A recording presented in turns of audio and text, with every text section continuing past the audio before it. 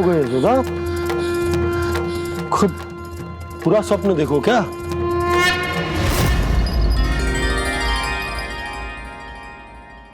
अरे वाकाना, आज तो समय से पहले ही तैयार होगा तू। तैयार तो होना ही था बाबा।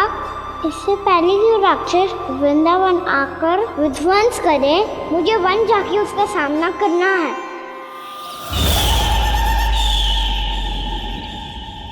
मैया शीघ्र भोजन बांधो, गौचरण के लिए विलंब हो रहा है।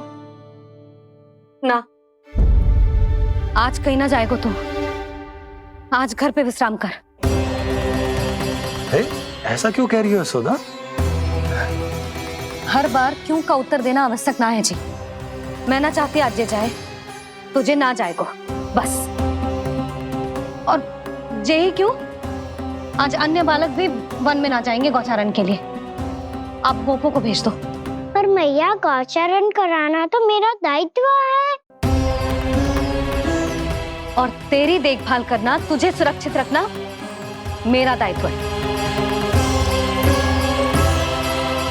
बाबा,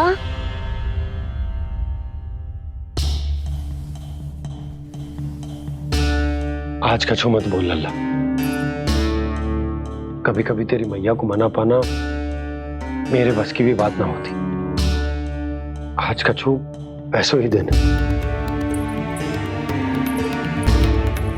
तूने देखो ना कैसे निर्णय करके बैठ गई है। इससे पहले कि वो राक्षस जगजा और वृंदावन वासियों को कोई हानि पहुंचाए, मुझे वहां पहुंचना पड़ेगा। पर कैसे?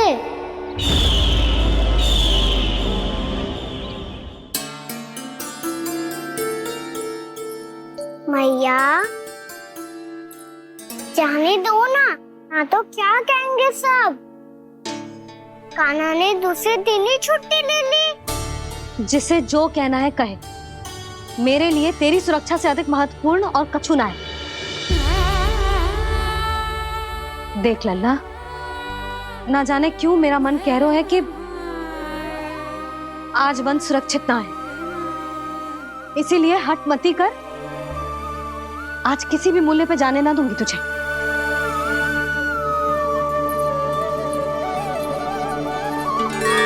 मैया ने ठान लिया, आज वन जाना है तो कोई और ही उपाय खोजना पड़ेगा यहाँ से निकलने का। सुनो, आज गौचारण के लिए गोप जा रहे हैं। हमारी छुट्टी है आज। पर क्यों बलराम? वो तो कान्हा ही जाने। सारी मैया ऐसी होती है क्या मुन्नी? पहले सेमी कहती है कि बड़ी हो जाओ, सब कुछ नियम से किया करो, अनुशासन सीखो। सेमी उसे तुड़वा के कहती है आपकी छुट्टी। तू चाहे जितना भी स्वांग कर ले लल्ला, कछु भी कह ले, कछु भी कर ले, मैं तो तुझे बाहर ना जाने दूंगी। वन छोड़, मैं तो तुझे चौबारे तक भी जाने की आज्ञा ना दूंगी आज। चल पी ले अब।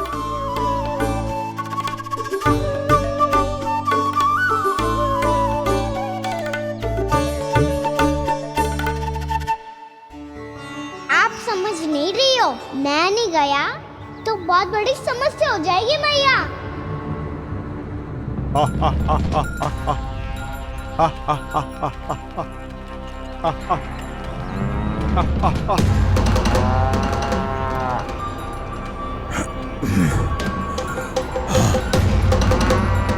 दिन निकले पूरे प्रहर बीत गया। इन गोपों में तो कोई भी बालक नहीं है,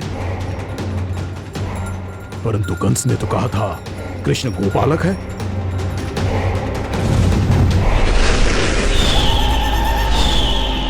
लगता है मुझसे भयभीत हो गया है वो, तभी तो आज गौचारण के लिए नहीं आया। पर मैं भी वकासुर हूँ। जल में छिपी हुई मछलियों को ढूंढ निकालना बहुत अच्छी तरह आता है मुझे।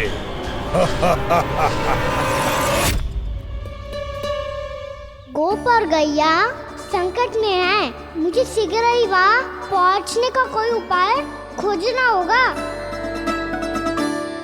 क्या सोच रहे हो? शीघ्र समाप्त कर।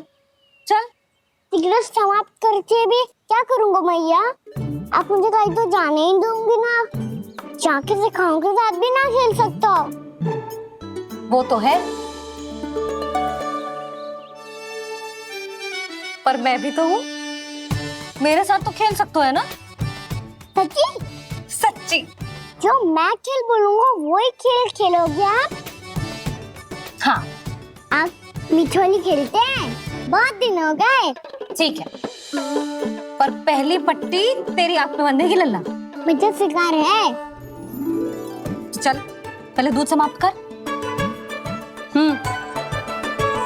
पूरा समाप्त कर।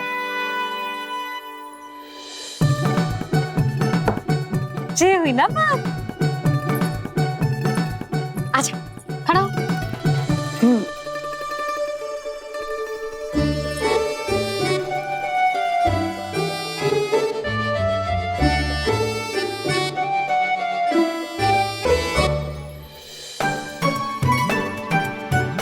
कुछ दिख तो ना रहा।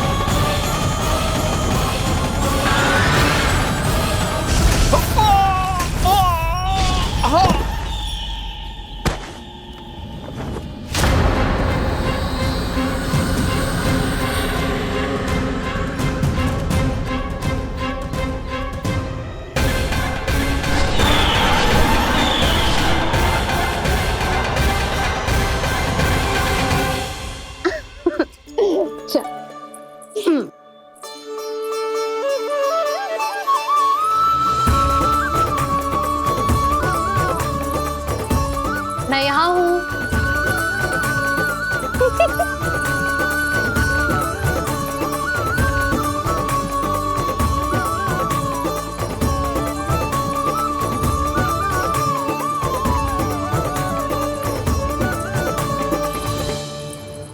इससे पहले कि वो राक्षस किसी को हानि पहुंचाए, मुझे उस तक पहुंचना होगा।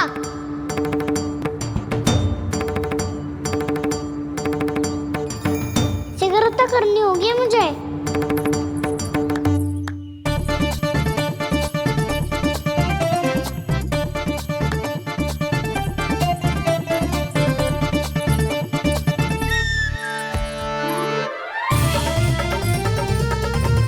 पकड़ लियो मैया, पकड़ लियो। हाँ हाँ पकड़ लियो। पर तू तो अभी वहां था ना, यहाँ कैसे आ गया? आप भी तो वही थी मैया। सिगरेट यहाँ कैसे आ गए? बहाना बनाने से ना बनूंगा मैं। चलो अब आपकी बारी। हाँ हाँ ठीक है।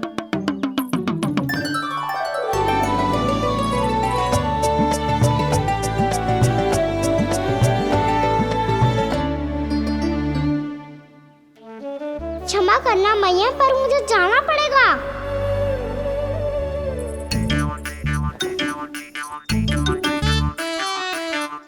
मैया पकड़ो मुझे। कहाँ है लल्ला?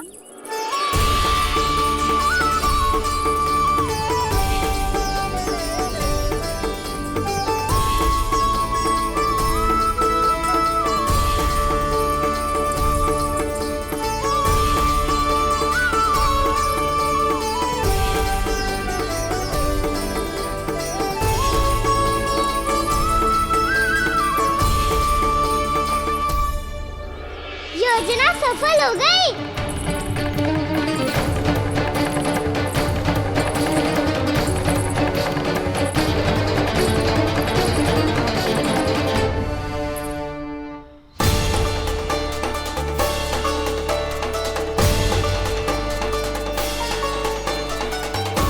मुझे माफ करना मैया, आपको बिना बताए जाना पड़ रहा है।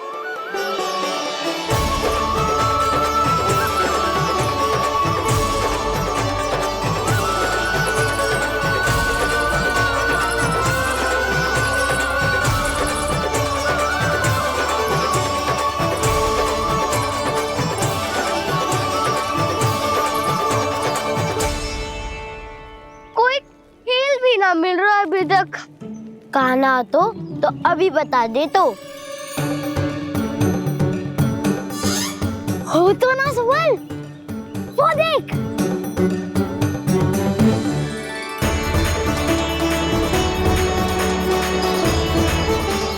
क्या कर रहा है इतनी शीघ्रता में? वन की ओर जा रहा है, वो चालू कर रहे। चले। हाँ।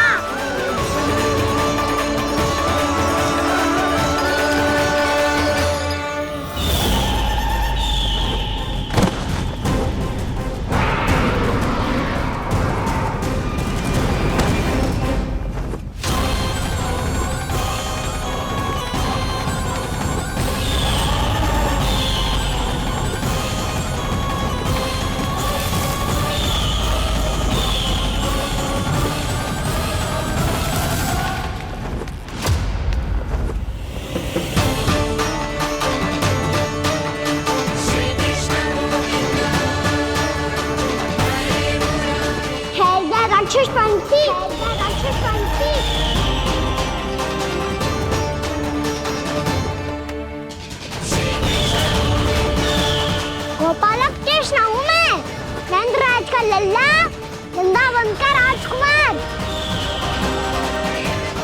मेरे रहते तो मेरी प्रजा को कोई हानि ना पहुंचा सकता।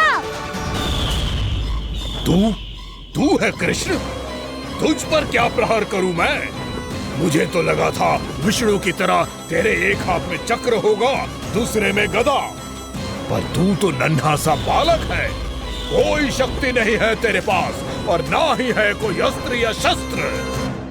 तेरा सामना करने के लिए मुझे अस्त्र और शस्त्रों की आवश्यकता ना है राक्षस।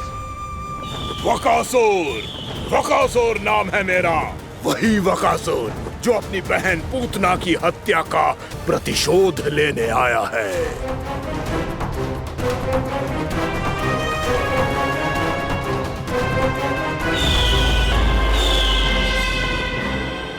जानता है, इंद्र, अग्नि, वायु, वरुण, यम या कोई भी अन्य देवता, कोई मेरे समान शक्तिशाली नहीं है। और तू, मुझ जैसे पर्वत के सामने एक तिनके जैसा तू करेगा मेरा सामना? तू रोकेगा मुझे? बस एक ही प्रहार में तुझे अपना आहार बना लूंगा मैं। छोटा चना बाजेगा ना। धमकियां देने से युद्ध नहीं जीते जाते बदकसूर। जो कार्य हो करके दिखाओ।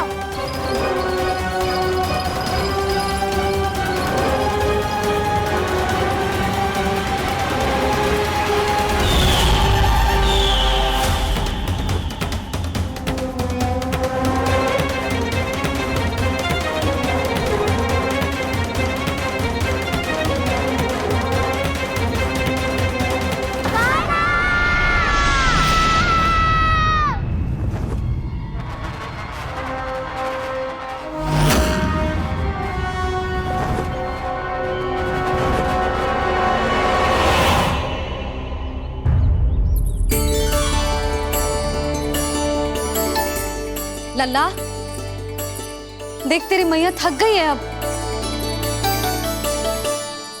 अब बस कर लल्ला, ताली बजा। कान्हा, अब बस कर।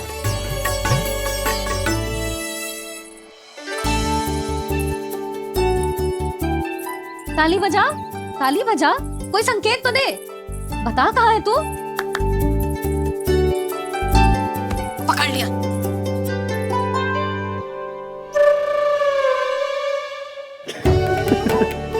आप भी ना बड़े हो गए हो पर बचपना ना गया आपका ना। बच्चे कहाँ गया? जी रोकान।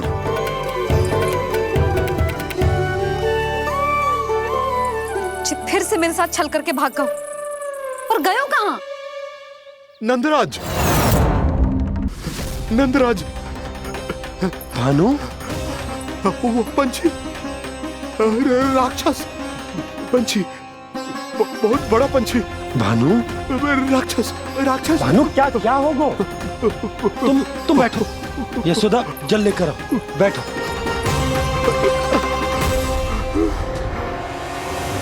यदि आपको भूख लगी है तो मुझे खा लो, पर मेरे थकाव को छोड़ दो पंछी जी। आप मुझे ही खा लो, लेकिन कान्हा को छोड़ दो।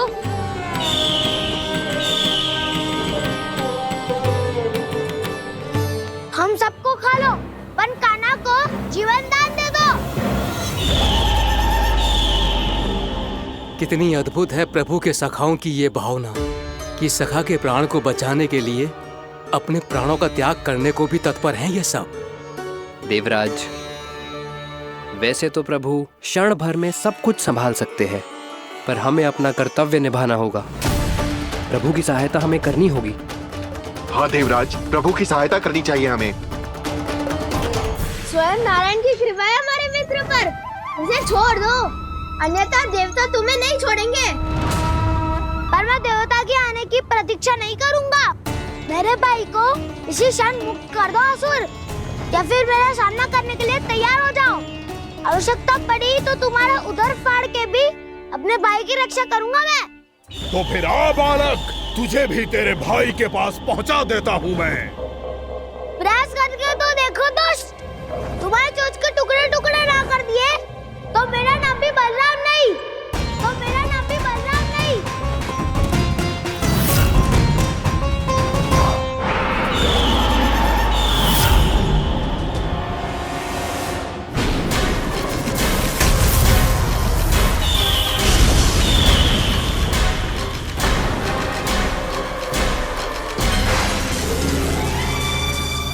तेरी प्रार्थना स्वीकार हो गई मधु। हमारे कान्हा की रक्षा करने स्वयं देवता आ गए।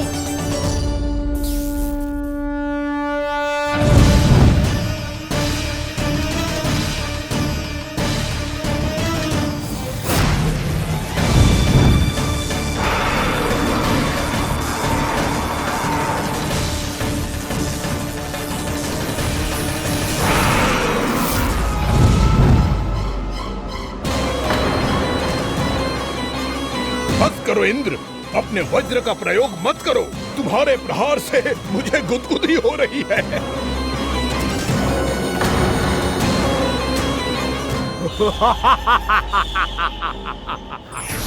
पर मेरी ज्वाला गुदगुदी नहीं करेगी वकासुर, जलाकर भस्म कर देगी।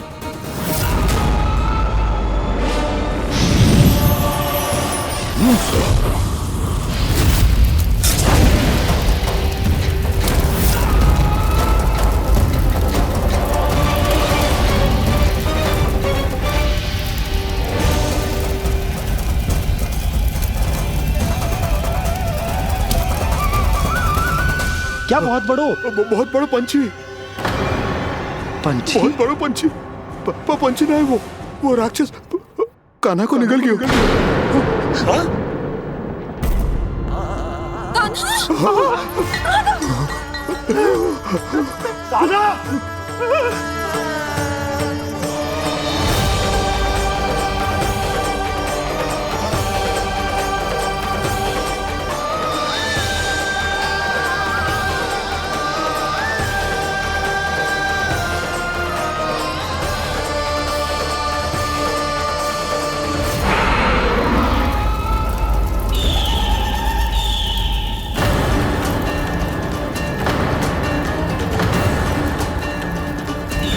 मेरे उदर की जठराग्नि भी तुम्हारी ज्वाला से अधिक तीव्र है अग्निदेव।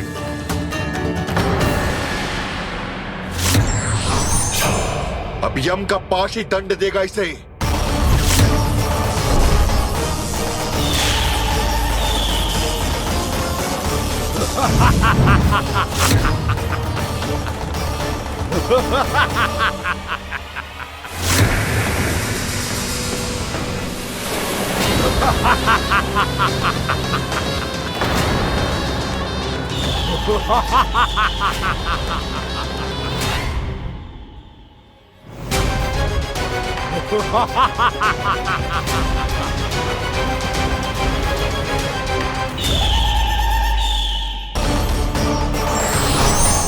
अब यम का पास ही दंड देगा इसे।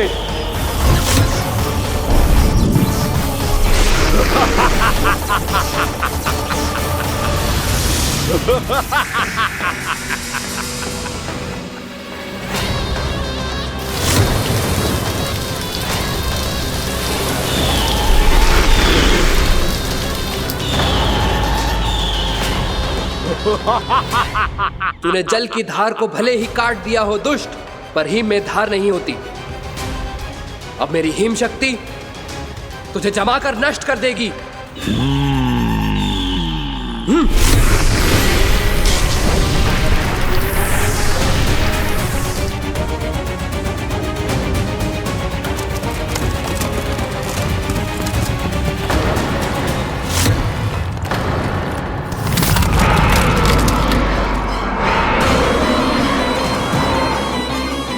चंद्र, वरुण, यम, अग्नि, इंद्र, तुम में से कोई भी इस योग्य नहीं है कि मुझे पराजित कर पाए और इस विष्णु अवतार की रक्षा कर पाए।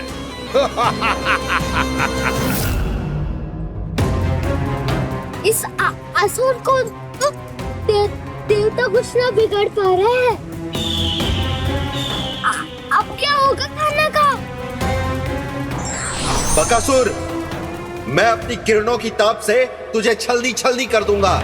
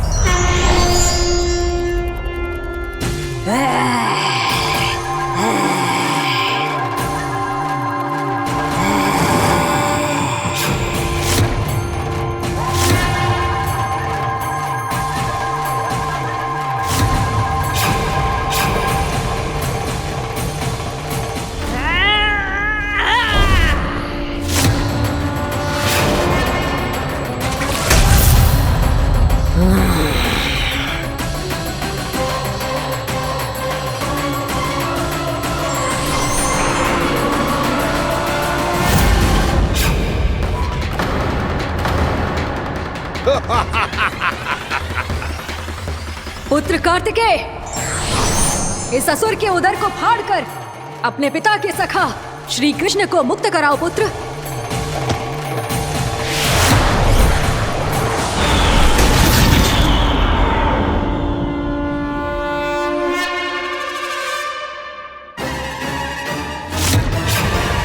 मैंने कहा था, तुम में से कोई भी मेरा बाल भी बांका नहीं कर पाएगा। तुम देवताओं का तो सामर्थ्य ही क्या, स्वयं देवों के देव महादेव भी मेरा कुछ नहीं बिगाड़ पाएंगे।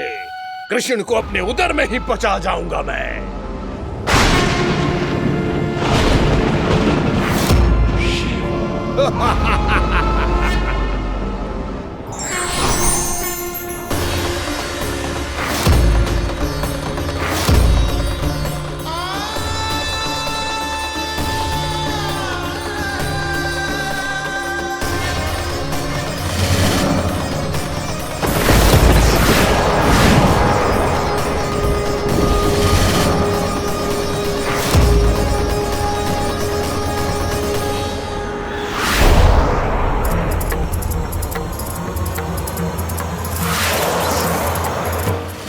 शिव शंकर का त्रिशूल है। एक ही बार में इस असुर का प्राण ले लेगा ये। हाँ, महादेव का त्रिशूल।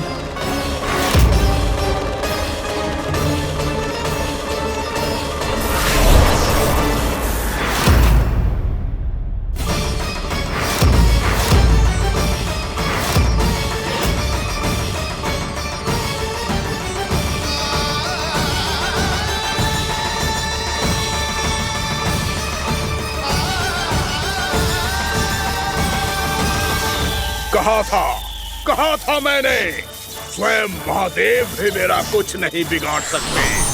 अजय हूं मैं, अजय।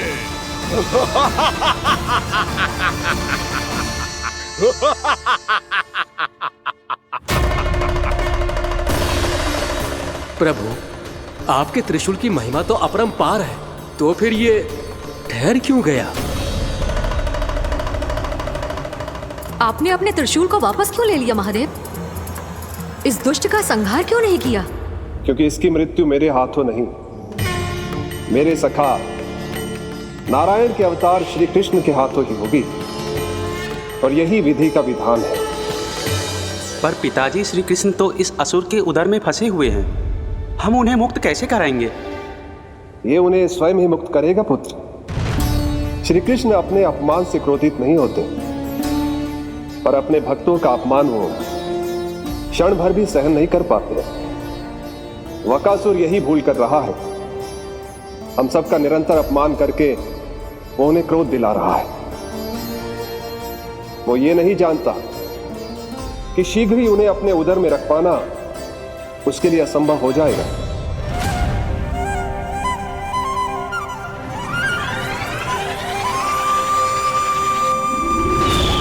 क्या हुआ महादेव? पराजित होकर भी मुस्कुरा रहे हैं।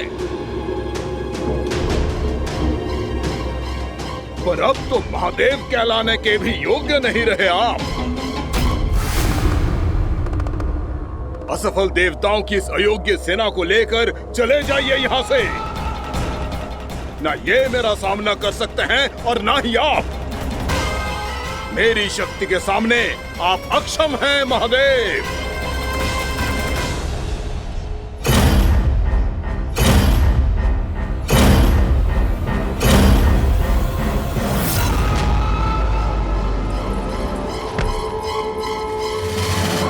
सुधा, जिस दुष्ट ने मेरे लल्ला को निगलो है ना, भीतर से जलेगो, छटपटाएगो, पीड़ा से कराएगो। जिस दुष्ट ने मेरे लल्ला को निगलो है ना, भीतर से जलेगो, छटपटाएगो, पीड़ा से कराएगो। ये क्या हो रहा है मुझे?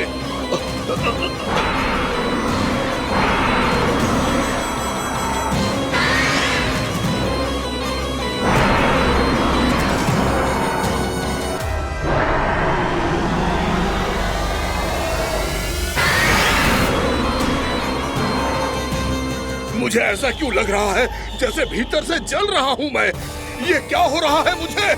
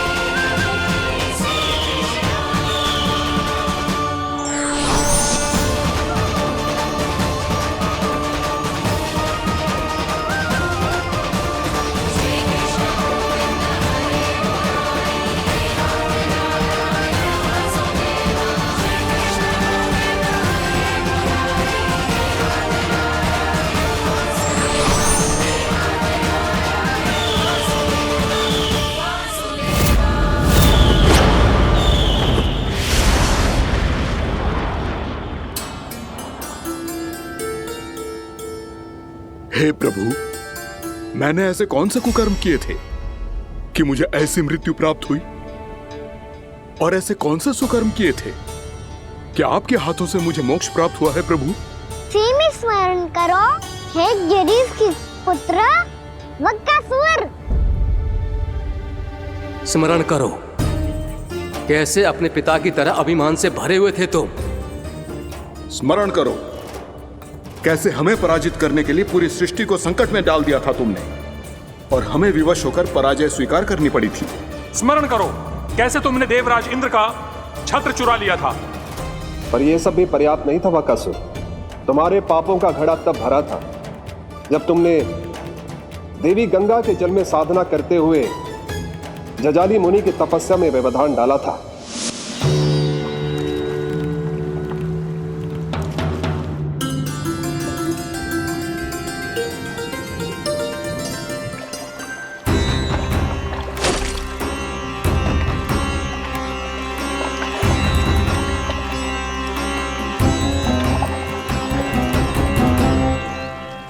रुक क्यों गए चालक? नौका को आगे की ओर ले चलो। आगे बढ़ना उचित नहीं होगा महाराज। यहाँ से कुछ ही दूरी पर जालजली मुनि तपस्या कर रहे हैं। तो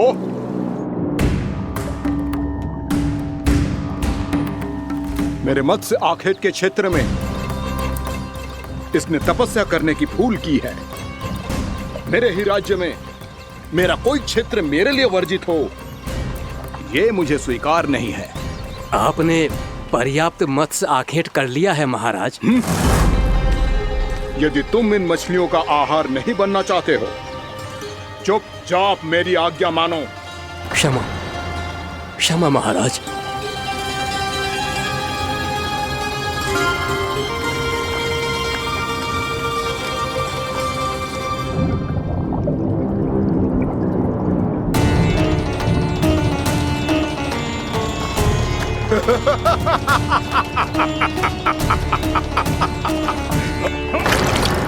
मुनिवर, रक्षा कीजिए, रक्षा कीजिए मुनिवर। हमारे प्राण बचाइए मुनिवर, मुनिवर हमारे प्राण बचाइए।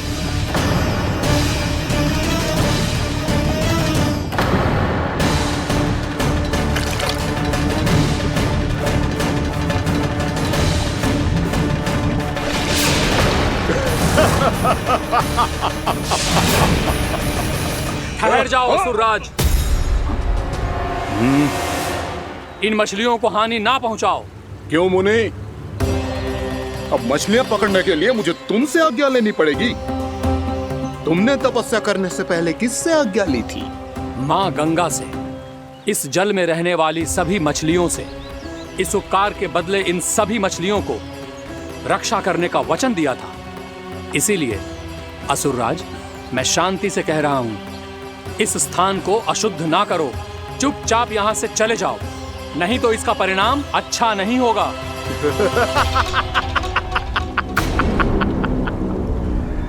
तुम जिन देवताओं की तपस्या कर रहे हो ना मुनि, उन्होंने भी मेरा कुछ नहीं बिगाड़ पाया था, और तुम मुझे धमकी देने का दुस्साहस कर रहे हो।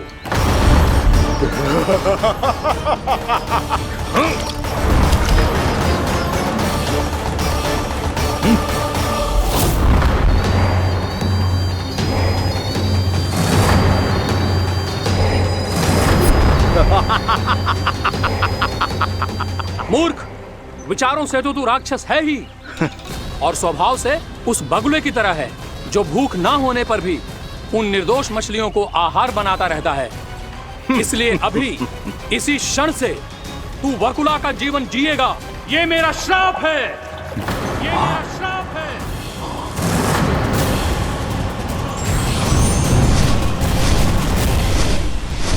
श्राप पाने के बाद तुम्हें आभास हुआ कि तुमने कितना बड़ा अपराध किया था, और तब तुम जजाली मुनि से क्षमा याचना करने लगे। तुम्हारे अपराध बोध को जानकर मुनि श्रेष्ठ शांत हुए और उन्होंने तुम्हें वरदान दिया। श्राप से मुक्ति का एक ही मार्ग होता है असुर, पश्चाताप। तुम्हें अपने भूल का पश्चाताप है, इसीलिए मैं तुम्हें वरदान देता हूं। तुम्हें मेरे श्राप से मुक्ति अवश्य मिलेगी। स्वयं प्रभु श्री नारायण के अवतार इस बगुले के देह के बंधन से तुम्हें मुक्त करेंगे।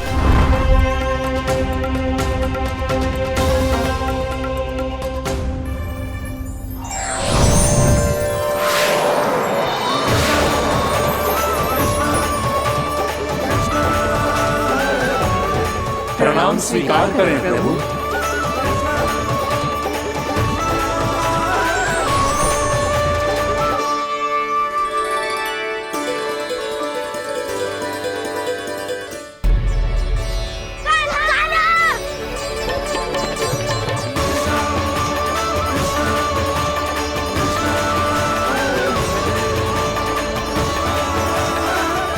मुझे ना बताओ कि तुम सबने क्या देखा है, शायद जो देखो है, बस मैया से कछु मत ही बताना।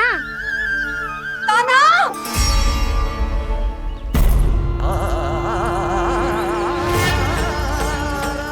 कान्हा! मेरा लल्ला!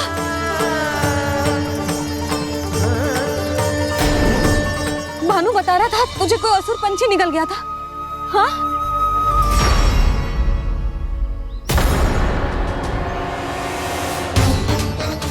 हे नारायण, ये क्या है?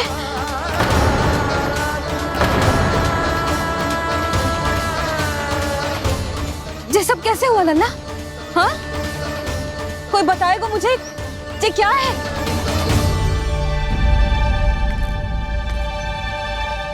श्रीधामा, मधुमंगल, चिची को सब कुछ बता दो। ये असुर पक्षी मुझे निकलने वाला था रानी भाभी, तभी अंतिम क्षण में कान्हा ने आके मुझे बचा लियो। और ये असुर पक्षी ने कही कि यह है वृंदावन का राजकुमार, नंदराज का लल्ला। इसके होते कोई भी वृंदावन वासियों को हानि ना पहुंचा सकते। रानी भाभी, कान्हा ने अपने प्राणों की चिंता ना करी और इस क्रूर राक्षस से भिड़ गयो और इस राक्षस पक्षी ने इसे निगल लियो। इतना पर्याप्त है भोला काका, सब कुछ बताने की आवश्यकता नहीं है। ये सब देख के सारी बालक मंडली इतनी व्याकुल हो गई कि सबने अपने प्राण अर्पित कर दिए और इस असुर पक्षी से कहे कि हमें खा लो और हमारे सखा को छोड़ दो। इन बालकों का पराक्रम देख के सभी देवतागण यहाँ आ गए और उनके हृदय भी पिघल गए और उन्होंने इस राक्षस पक्षी से युद्ध करके इसे मार गिराया।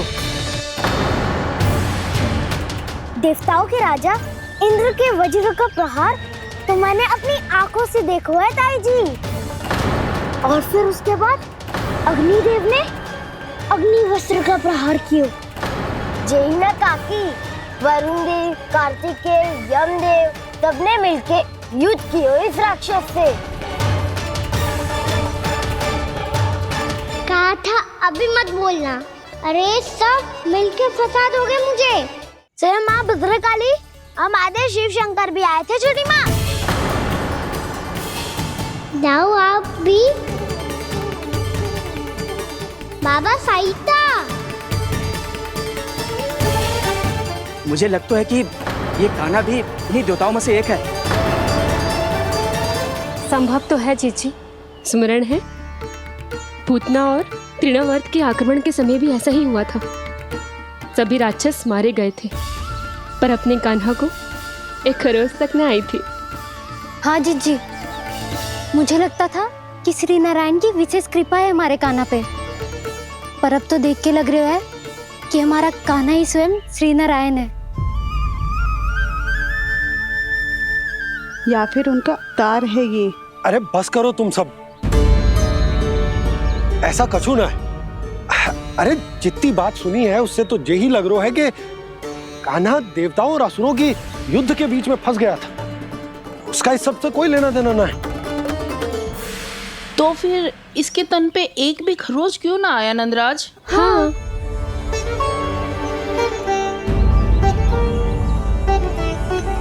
है काकी, खरच तो है। दिखा लल्ला। भैया बात भी आ रही है, कुछ करो ना। चिकोपिया भी ना अति करती है। श्री नारायण का अवतार हो तो इतनी तनिक सी खरोच पे ऐसे रो तो क्या? बस बहुत होगा। अब तो तुम सबने सीमा ही पार कर दी है। कभी से श्री नारायण बुलाते हो, कभी श्री नारायण का अवतार। तनिक कछु हो ना जाता है कि तुम सब कहानियां बुनने लगती हो।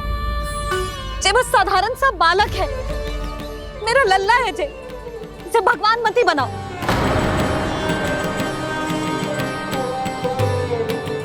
और तू क्या आवश्यकता थी तुझे यहाँ आने की? हाँ, वो भी मुझे बिना बताए। मेरे साथ छल करके आए हो तू। अब तू घर चल, ऐसा दंड दूंगी ना कि मैया बहुत पीड़ा हो रही है। मैया बहुत पीड़ा हो रही है मैया। हाँ नन्ना, तू घर चल, मैं तुझे औषधि लगा दूंगी। हल्दी का लेप लगाऊंगी ना, झट से ठीक हो जाएगा। चल चल।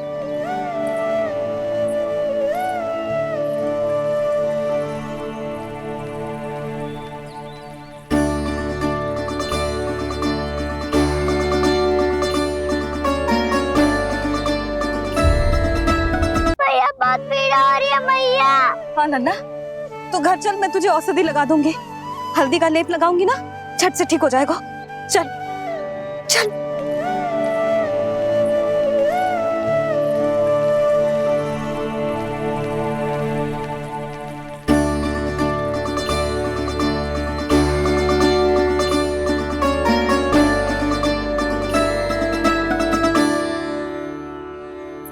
बस लल्ला बस, रो मत।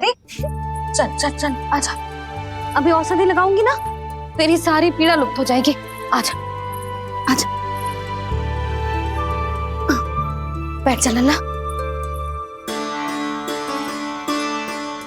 अभी आई मैं। हाँ,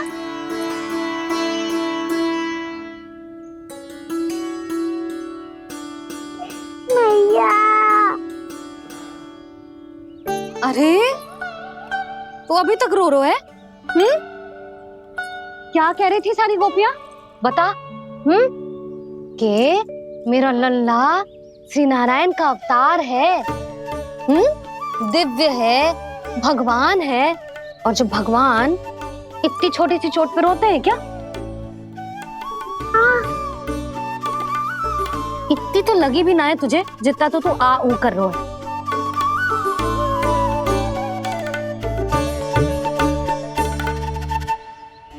आओ ना, करूंगो। आप ऐसा दुलार थोड़ी करोगी। ओहो, वृंदावन का गौपालक जो इतनी छोटी सी चोट पे रोता है ना? गोप बालकों का मुखिया इतनी छोटी सी चोट पे रोता है? मेरा लल्ला तो सबसे शक्तिशाली है। इतनी छोटी सी चोट तो क्या, बड़े बड़े राक्षसों से भी ना घबराता है। हाँ, एक बार में सबको समाप्त कर देता है कि ना? हाँ मैया, यदि कोई राक्षस वृंदावन की ओर तेरी दृष्टि करके आएगा, तो सबसे पहले कान्हा को सुरक्षा में खड़ा पाएगा। फिर चाहे जो बाल बन के आए या बगुला बन के।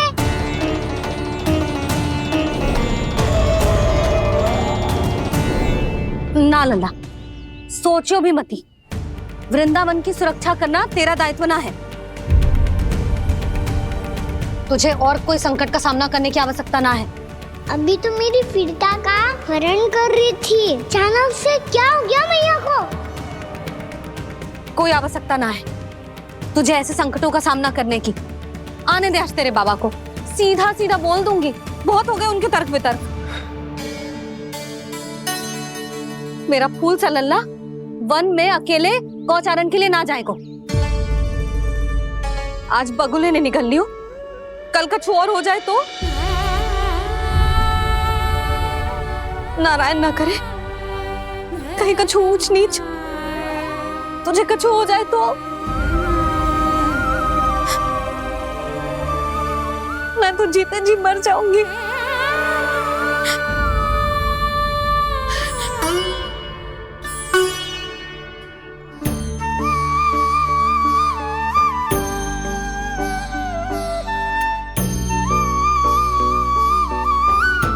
वीर लल्ला की वीर मैया इतनी से बात तो रोती है क्या? क्या करूं कान्हा, तुझे ऐसे बार बार संकट के मुंह में जाते हुए ना देख सकती मैं। तो फिर मैया मैं वचन देता हूँ, आज के बाद मैं गौचारण के लिए तभी जाऊंगा जब आप आज्ञा दोगी। पक्का? छल ना करेगा ना मेरे साथ? मैंने कब छल करो मैया? अच्छा ठीक है, ना करूँ छल। यदि आपसे पूछे बिना बाहर निकलो तो तो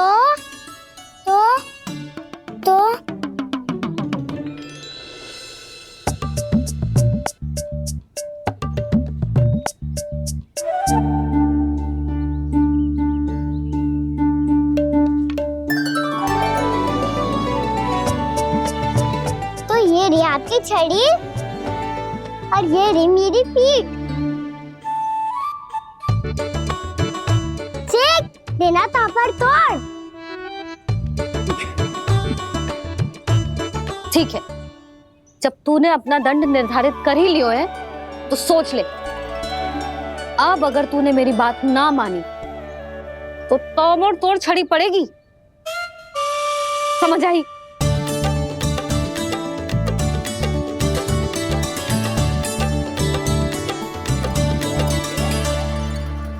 अच्छा ही है कि कान्हा कुछ दिन घर ही रहे। आज वन में जो हुआ है अवश्य कंस ने ही करवाए हुए वो सब।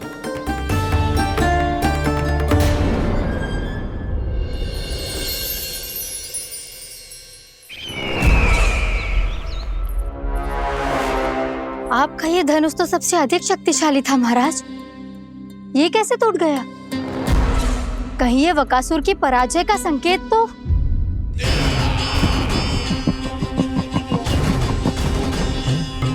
प्राप्ति, लगता है तुम्हें शुभ समाचार मिला नहीं। उस बकासुर ने उस विष्णु अवतार को जीवित ही निगल लिया है। अरे अब तक तो उस नन्हे से बालक को पचा भी चुका होगा वो। उसके तन में रक्त बनकर वो विष्णु अवतार और उसकी शक्तियां दौड़ रही होंगी। क्षमा कीजिए महाराज। क्षमा कीजिए, इस अशुभ से मुख से शुभ समाचार आने दो। माथे के बल को ढीला करो, चेहरे पर मुस्कान लाओ और कहो, महाराज, वृंदावन में मातम फैल चुका है। मैं ऐसा ही करता महाराज, यदि सूचना सत्य होती तो।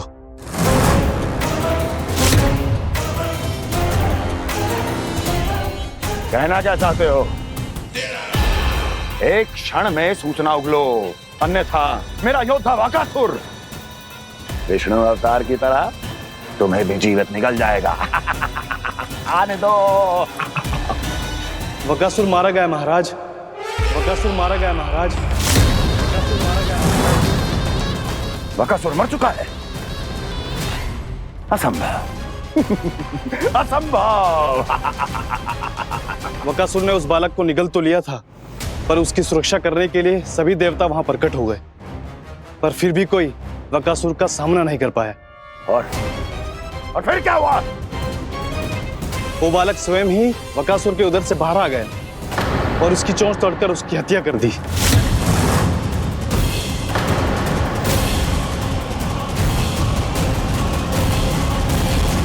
वन में बकासुर की चोंच टूट गई और यहाँ आपका ये धनुष।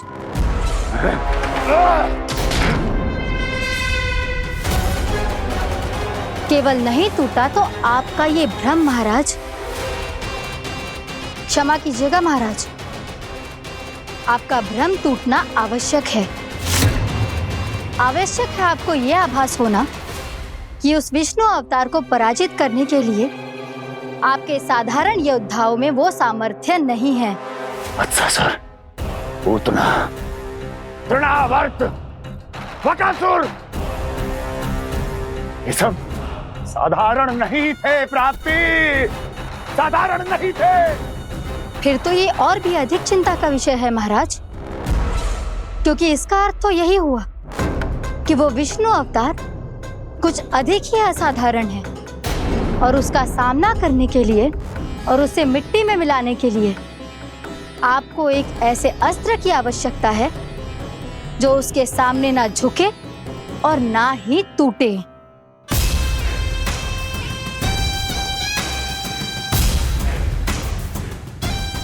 तो फिर मैं ऐसा ही अस्त्र ढूंढूंगा, चाहे आकाश पाताल एक क्यों ना करना पड़े मुझे।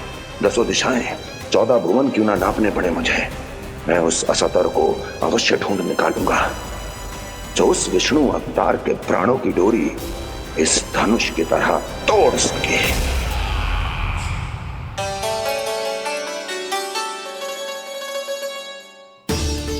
थैंक्स पापा, मैंने मैया को वचन दिया है कि जब तक नहीं चाहेंगी मैं वन नहीं जाऊंगा। इसलिए आप मुझे मारने के लिए कोई शक्तिशाली असुर ढूंढने में व्यस्त रहो। कुछ दिन तब तक मैं व्यस्त रहूंगा अपनी मैया की सेवा करने में।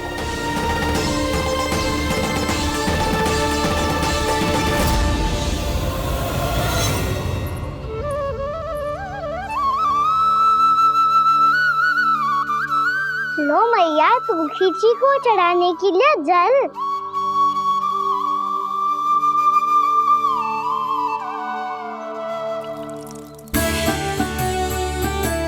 लो मैया, और आटा।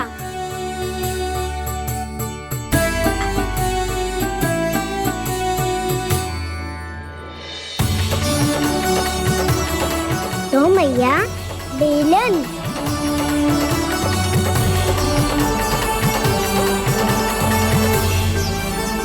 ले तनिक खा ले। ओ मैया, भूख ना लगी है। बिना भूख के खाने से क्या लाभ?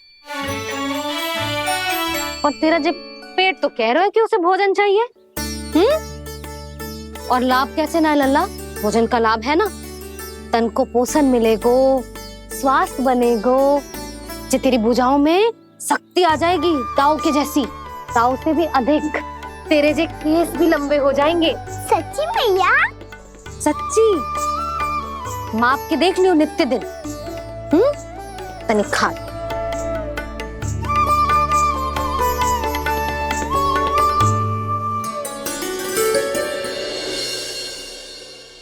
मान के मैया का कहना, छक के भोजन खाते हैं,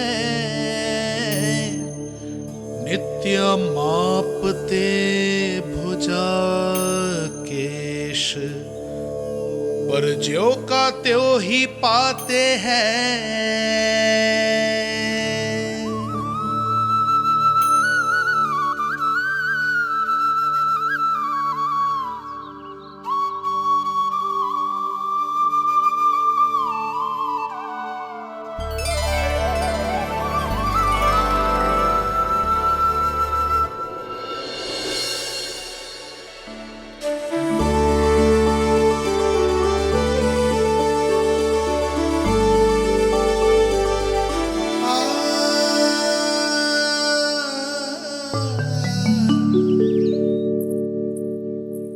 ले लल्ला, फल खा ले।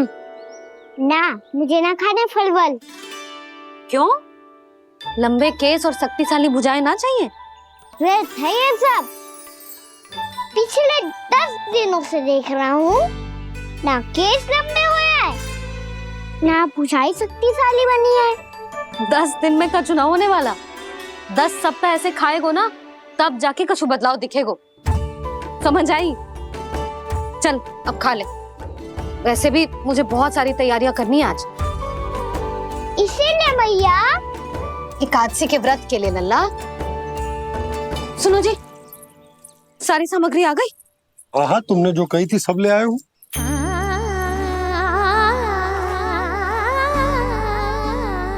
इसमें नारियल तो है ही ना, उसके बिना मैं एकादशी की पूजा कैसे करूंगी? यशोदा, मैंने भोला से कह दिया, वो लेकर आते ही होगा। घबराओ मत। कैसे ना घबराओ जी, आपको पता है ना एकादशी का व्रत मेरे लिए कितना महत्वपूर्ण है। पता है। अरे इसमें तो दिए भी ना है। दिए ना है? अब मैं अभी लेकर आता हूँ। आप रहने दो, मैं ही लेके आती हूँ। भक्त भोला राम के यहाँ से है? भक्त भोला राम? मेरा अर्थ है कुमार भोला यहाँ के यहाँ से। हाँ हाँ, वो ही।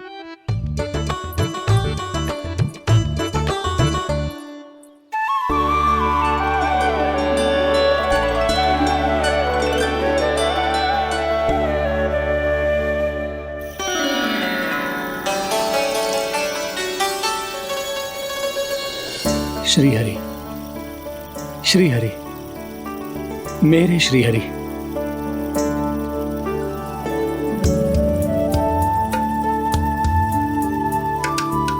मेरे श्री हरि।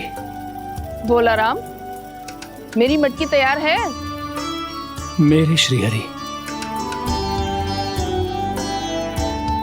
मेरे श्री हरि।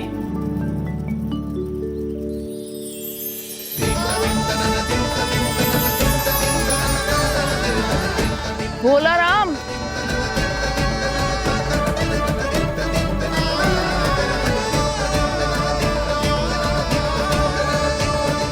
भोला काका, ओ भोला काका।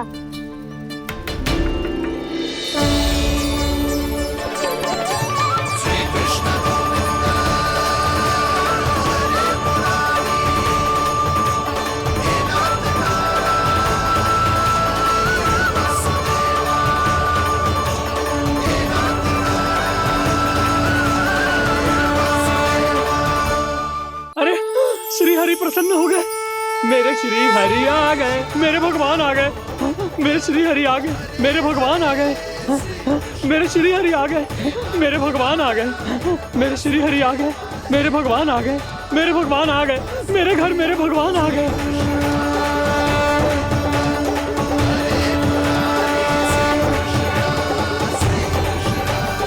मेरे घर आ गए, मेरे श्री हरि आ गए, हाँ मेरे श्री हरि आ गए।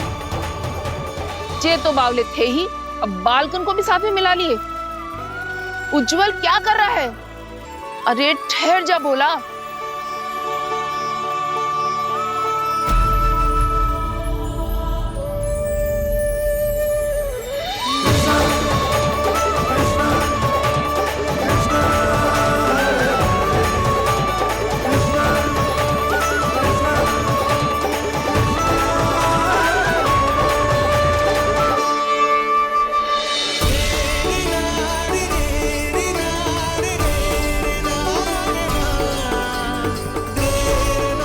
प्रेम से बुलाओ, आएंगे हरि भी।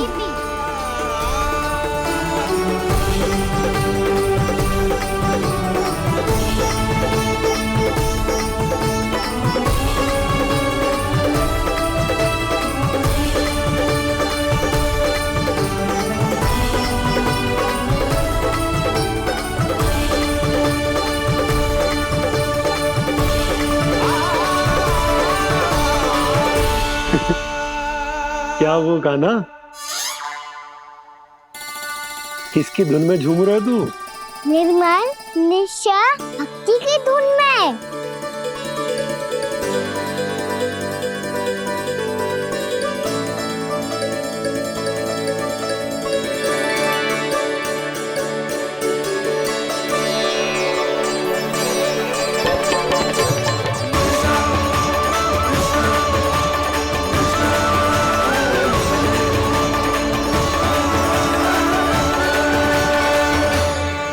अरे क्या हो गया इन्हें? बावले हो गए हैं क्या? ठहरो, कोई आवश्यकता ना है ऐसे बावलों की तरह नाचने की।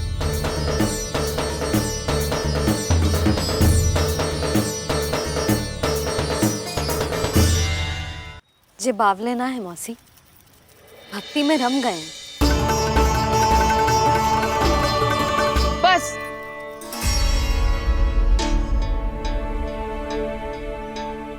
हम सब कब से खड़े हैं यहाँ, पर तुम्हें कुछ ध्यान ही रहा है।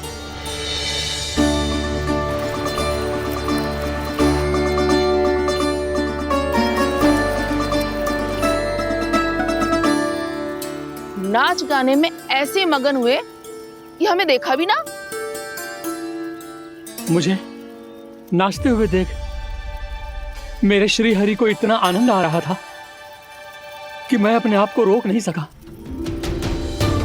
और वैसे भी मेरे जन्म का एकमात्र उद्देश्य है श्री हरि की सेवा करना, श्री हरि को प्रसन्न करना।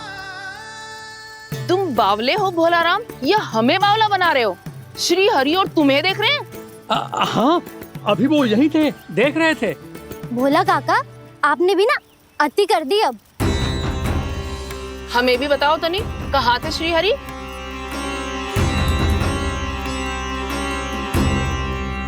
ना जाने अपना उपहास करवाने में क्या आनंद आता है इन्हें। देखो, अब तुम सच मानो या झूठ, लेकिन हमरे श्री हरि यहीं थे, इसी चाक पर अभी। हाँ, लो सुन लो इस मूर्ख की बात। श्री हरि को और कोई स्थान ना मिलो जो इसके मिट्टी के चाक पे आकर बैठेंगे। श्री हरि को और कोई स्थान ना मिलो जो इसके मिट्टी के चाक पे आकर बैठेंगे। श्री हरि को और कोई स्थान ना मिलो जो इसके मिट्टी के चाक पे आकर बैठेंगे। जैसी मैया वैसो ही लल्ला, दोनों का कुछ पता ही ना चलतो, कब किस बात पर प्रसन्न हो जाए और किस बात पर रुष्ट। अरे मैं भला असत्य क्यों बोलूंगा? अभी यही थे श्री हरि। हाँ,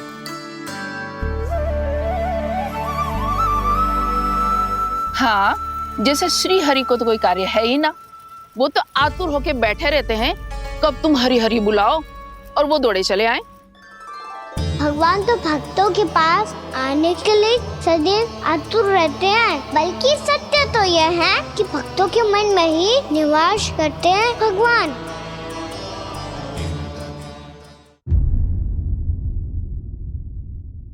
अरे मैं भला असत्य क्यों बोलूंगा? अभी यही थे श्री हरि। हाँ,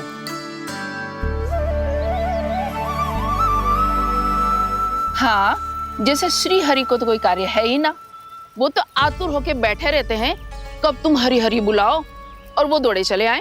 भगवान तो भक्तों के पास आने के लिए सदैव आतुर रहते हैं, बल्कि सत्य तो यह है कि भक्तों के मन में ही निवास करते हैं भगवान। भगवान तो भक्त के पास आने के लिए सदैव ही आतुर रहते हैं शंकरी मौसी। बल्कि सच्ची बात तो ये है कि भगवान हमारे मन में ही निवास करते हैं। कम से कम तू तो इसे बढ़ावा मत दे जशोदा।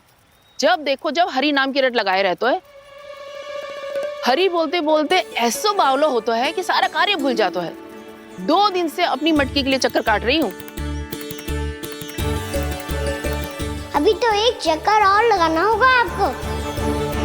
आपकी मटकी तैयार हो गई है, अभी लाता हूँ।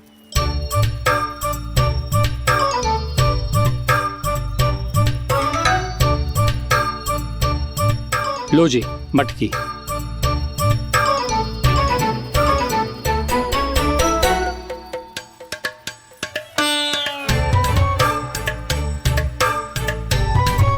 इस कच्चे मटके का क्या करूं मैं?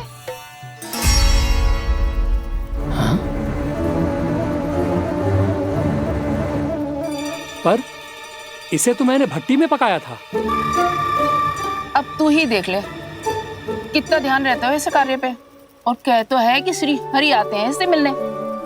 हाँ आते हैं और आगे भी आएंगे हमारे श्री हरि हमसे मिलने। और आके मोक्ष देंगे, है ना? मांगूंगा तो मोक्ष भी दे देंगे, मांगूंगा तो मोक्ष भी दे देंगे, मांगूंगा तो मोक्ष भी दे देंगे। अभी तो ये बता कि तू मुझे मेरी मटकी कब देगो? और मेरी मांग कब पूरी करोगी भोला राम जी? मेरो घड़ा मेरे दिए तो तैयार है ना, कल एकादशी की पूजा और व्रत के लिए। एकादशी का व्रत? हाँ, एकादशी का व्रत। इसे करने से श्री हरि बहुत प्रसन्न होते हैं। अच्छा, फिर तो अभी लाया।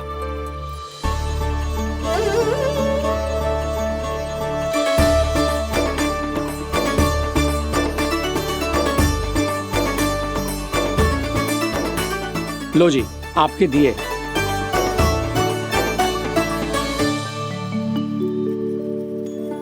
और जो हमने मांगा है वो? बाकी सब शेष द्वादशी के दिन मिलेगा, क्योंकि कल मैं भी एकादशी का व्रत रखूंगा, क्योंकि कल मैं भी एकादशी का व्रत रखूंगा, क्योंकि कल मैं भी एकादशी का व्रत रखूंगा।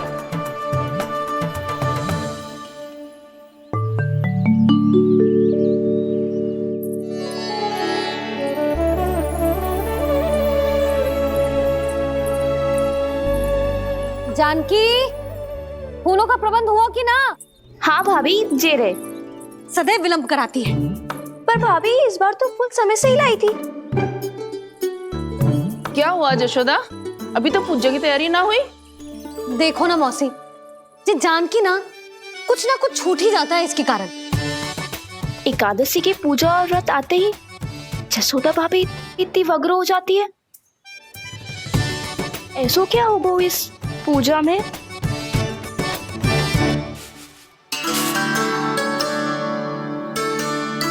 ये थाली में रोली चंदन रखने से, दिया जलाने से के होगो? आपको पता भी है एकादशी का व्रत क्यों रखते हैं? क्या महत्व है इसका? लो, जे तो मैं जसोमती रानी से पूछना भूल ही गया। पर हाँ भगवान, मेरे लिए इतना ही पर्याप्त है कि इस व्रत को रखने से मेरे श्रीहरि हमसे प्रसन्न हो जाएंगे।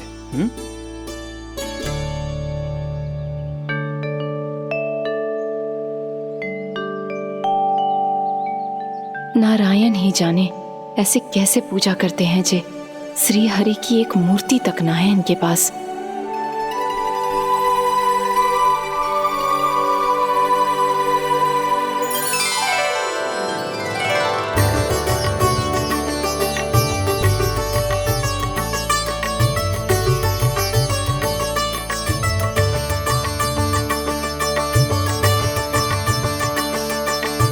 प्रभु, न तो मेरे पास मूर्ति है और ना तो इस व्रत के विधि विधान के बारे में मुझे जानकारी है और ना ही मुझे इसके महत्व के बारे में जानकारी है, पर फिर भी मैं करना चाहता हूं।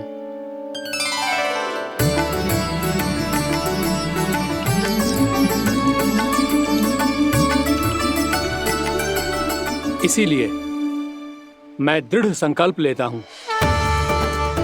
पूरी निष्ठा के साथ, श्रद्धा के साथ और पूरी आस्था के साथ मैं इस व्रत को संपन्न करूंगा।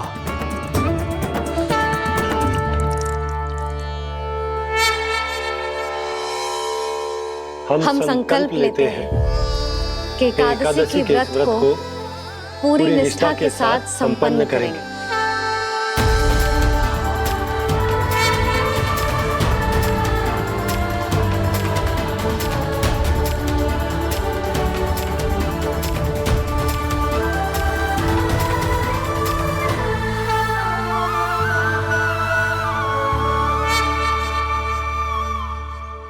तुलसी जी के पत्ते तो हैं ही ना। श्री नारायण को तुलसी जी के पत्ते के बिना भोग ना चढ़तो है। जानकी, तुलसी के पत्ते कहाँ हैं? भाभी, मैं तो कब से यही पूछना चाह रही थी कि तुलसी के पत्ते लाऊं क्या, पर आप तो व्यस्त थी ना। तुझे कितनी बार समझाओ है ना, यदि तेरे कछु करने से किसी और की कोई हानि ना हो रही हो या किसी के अच्छे कार्य में सहायता हो रही हो तो मुझसे आज्ञा लेने की आवश्यकता ना है। समझ गई भाभी, आगे से जाना उनको। ले अभी लेकर आती हूँ।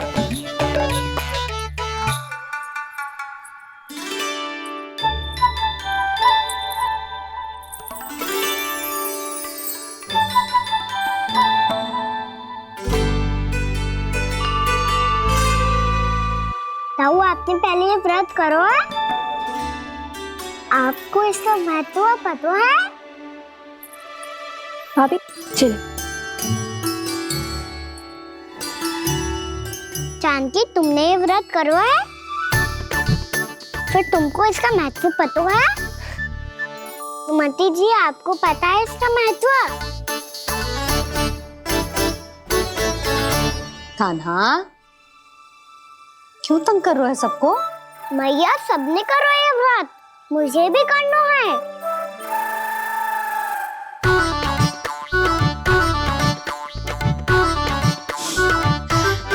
ये व्रत केवल बड़ों के लिए होती है लल्ला। जब आप ये व्रत कर सकती हो, बाबा कर सकते हैं, ये सारी गोपियां कर सकते हैं, वो भी कर सकते हैं, तो मैं क्यों ना कर सकता? क्योंकि तू कल तक भूखा ना रह पाएगो लल्ला। जब भक्त रह सकते हैं, फिर मैं क्यों नहीं रह सकता? मेरा अर्थ है कि नारायण के भक्त मैया, मैया मान जाओ ना, मुझे करने दो ना ये व्रत। अपनी लल्ला पे आप विश्वास ना है आपको? विश्वास है। अच्छा ठीक है, तू भी कर ले।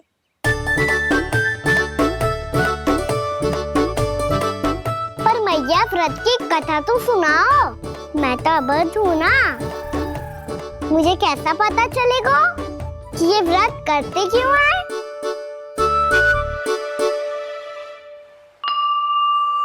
प्रभु, मुझ अबोध को कैसे पता चलेगा कि इस व्रत का क्या विधि विधान होता है और क्यों रखा जाता है और इसका महत्व क्या होता है? मुझे तो आप ही बता सकते हैं प्रभु। जब व्रत कर रहे हैं तब उसका महत्व भी पता होना चाहिए ना। बताओ ना मैया, क्यों रखते एकादशी का व्रत? इसके लिए तो तुझे एकादशी की कथा सुननी होगी। सुनेगो ना?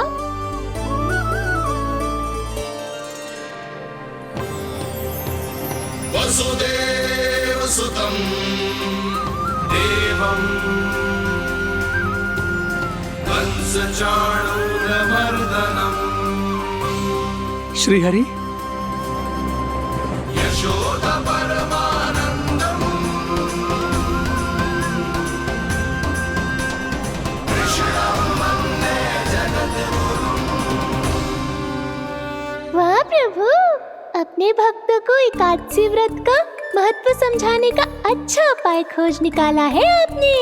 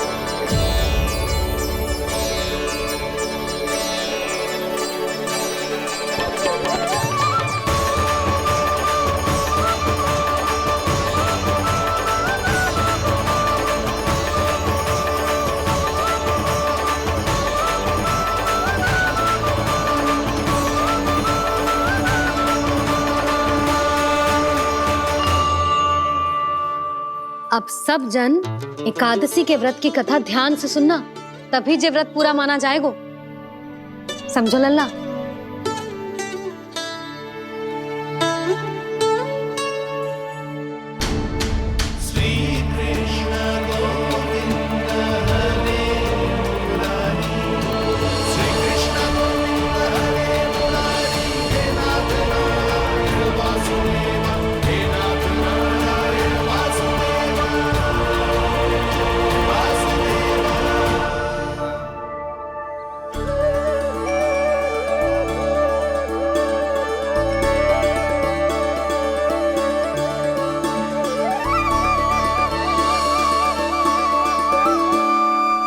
सतयुग में चंद्रावती नाम के नगर में मूरा नाम का एक असुर राज्य करता था।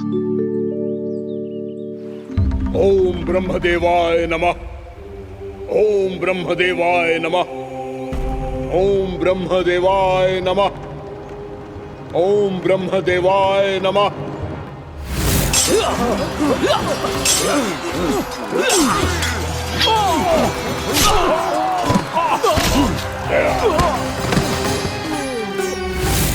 ओम ब्रह्मदेवाय नमः। ओम ब्रह्मदेवाय नमः। जब उसने देवताओं के हाथों असुरों की पराजय देखी, तब वो वरदान पाने के उद्देश्य से ब्रह्मा जी की तपस्या करने चला गया।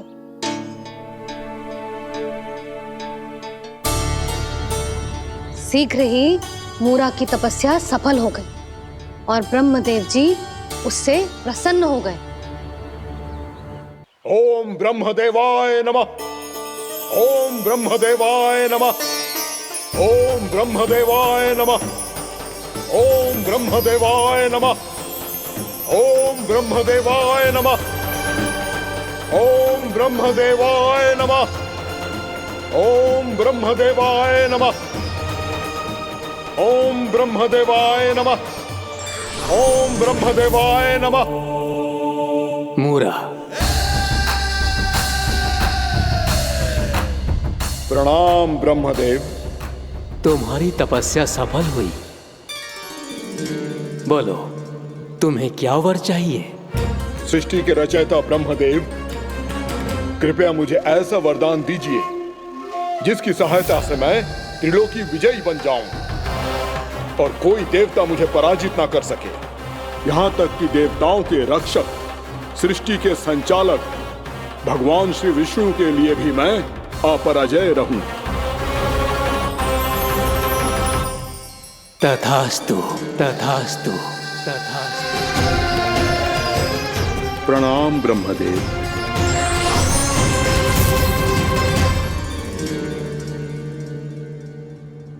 ऐसा वरदान पाकर मूरा बहुत अभिमानी होगा।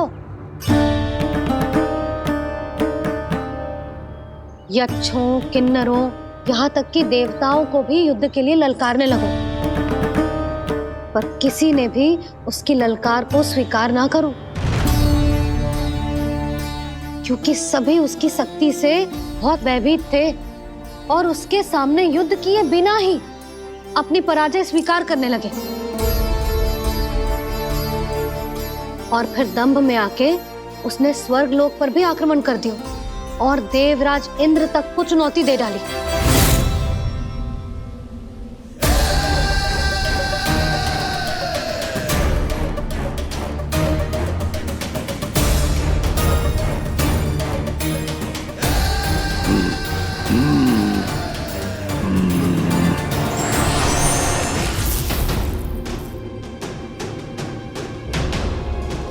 मैं प्रतीक्षा कर रहा हूं देवराज, क्या उत्तर है तुम्हारा?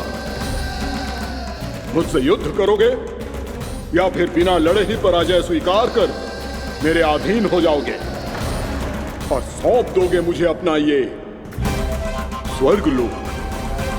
सारी शक्ति तुम्हारे मुख में है या कुछ बाहुबल भी है तुम्हारे पास? मैं तुम्हारी चुनौती स्वीकार करता हूं मूरा, मैं तुम्हारी चुनौती स्वीकार करता हूं मूरा।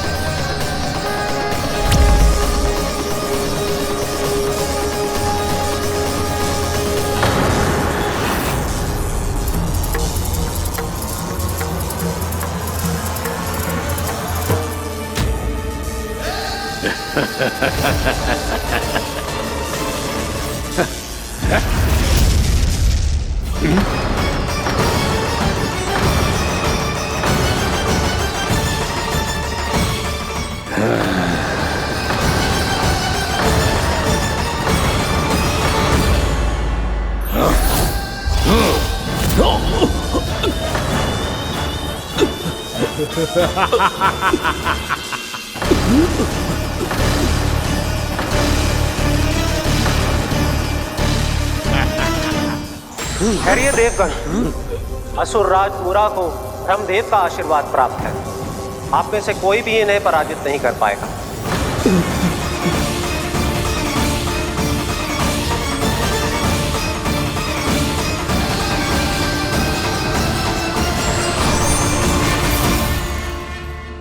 एक अवसर और देता हूं देवराज, युद्ध या अधीनता, क्या उत्तर है तुम्हारा देवराज?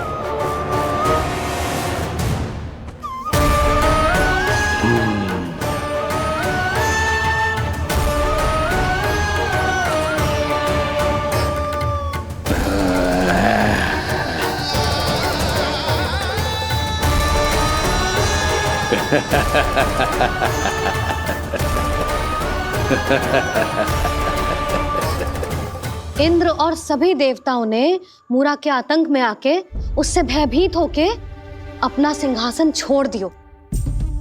अब मूरा स्वर्ग का अधिपति बन गयो और शीघ्र ही उसने अन्य सभी असुरों को स्वर्ग में निवास करने के लिए आमंत्रित कर दिया। और इस प्रकार से वो धीरे धीरे तीनों लोकों का सम्राट बन गया। उसे किसी ने रोका नहीं मैया?